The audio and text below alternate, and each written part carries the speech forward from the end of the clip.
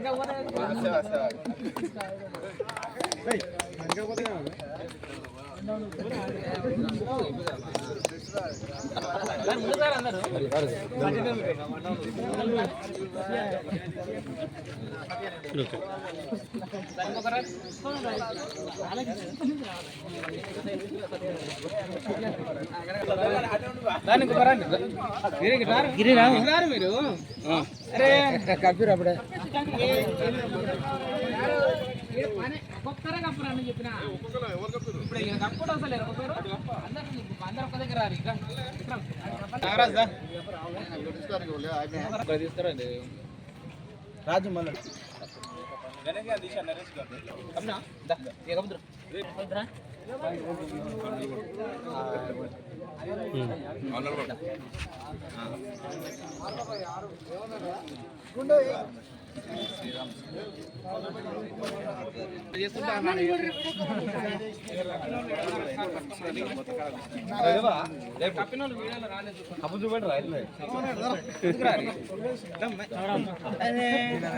మీరు రాగినాక చూడాలి ఫోటోలకు